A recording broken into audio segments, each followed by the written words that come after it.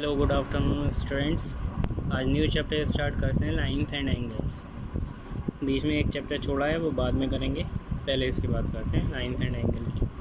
तो lines and angle में पहले पुराने टर्म जो हैं, जो 8th क्लास में आप लोग पढ़ के आ रहे हैं, वो उसको थोड़ा सा समझा देते हैं। लाइन सेगमेंट की बात करें तो लाइन सेगमेंट को हम ऐसे दिखाते थे, इसे हम लिखते थे ए बी।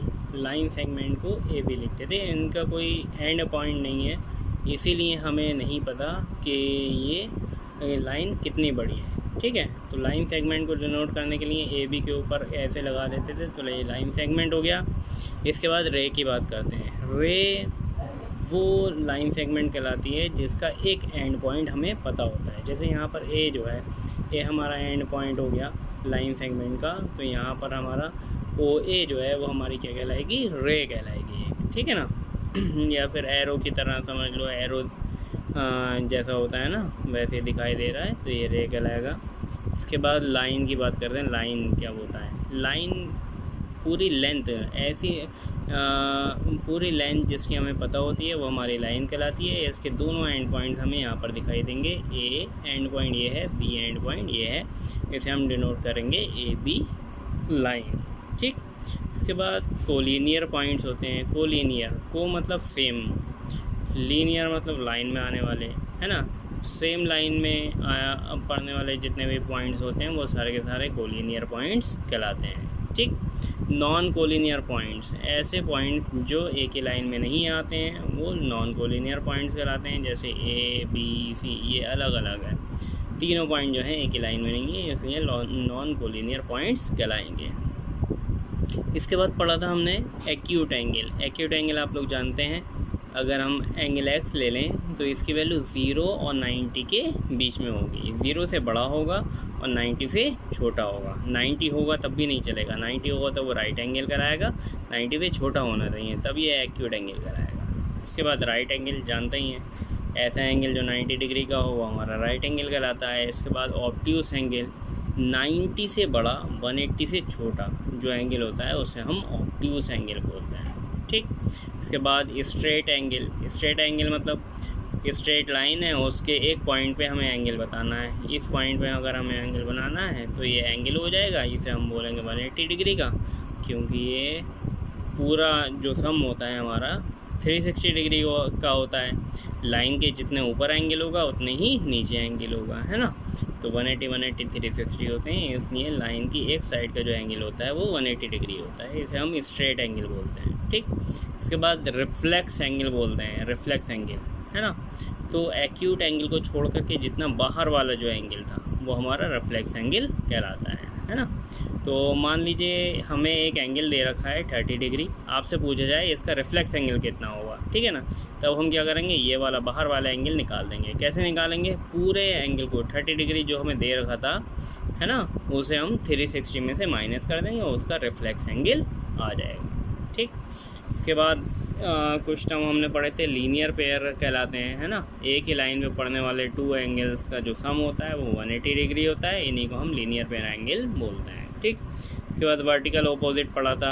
अगर 2 लाइन्स एक दूसरे को कट करती हैं तो वर्टिकली ऑपोजिट जो एंगल होते हैं वो आपस में इक्वल होते हैं। ए इक्वल्स टू बी हो जाएगा, व एक्स इक्वल्स टू वाई हो जाएगा। ये वर्टिकल ऑपोजिट एंगल की कहानी हो गई।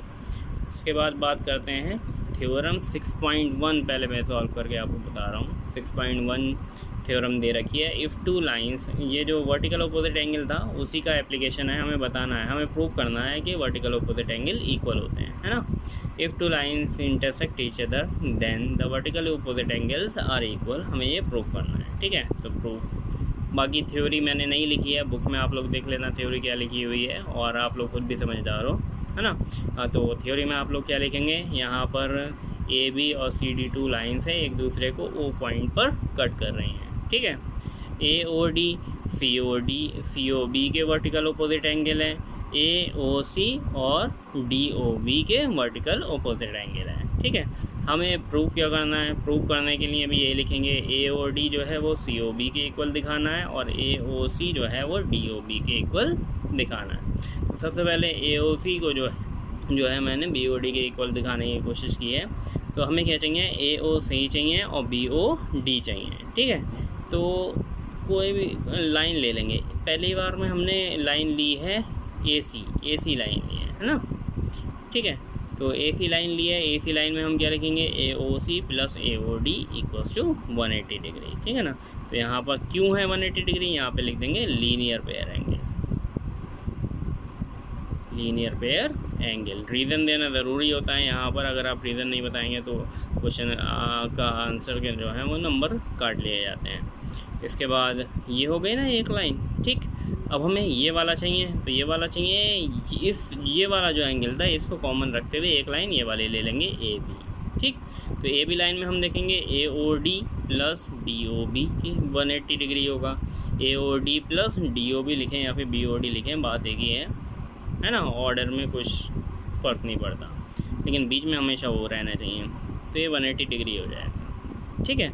यहाँ पे भी वही रीज़न हो जाएगा, लीनियर पेयर एंगल, ठीक। इसके बाद हमें बताया ये 180, तो ये वाला पूरा टर्म इस वाले के इक्वल होगा। हम यहाँ पे लिख सकते हैं AOC plus angle AOD equals to angle AOD plus angle BOD। ये दोनों आपस में कैंसिल आउट हो जाएंगे। AOC इक्वल्स टू BOD के इक्वल आ गया, AOC BOD के इक्वल आ गया, ठीक है। अब हमारे दो एंगल ही प्रूव हो गए। अब दूसरे जो बचे AOD को जो है वो BOC के इक्वल दिखाना है ना। तो फिगर में देखें आप क्या करना है, AOD को BOC के इक्वल दिखाना है, ठीक है ना।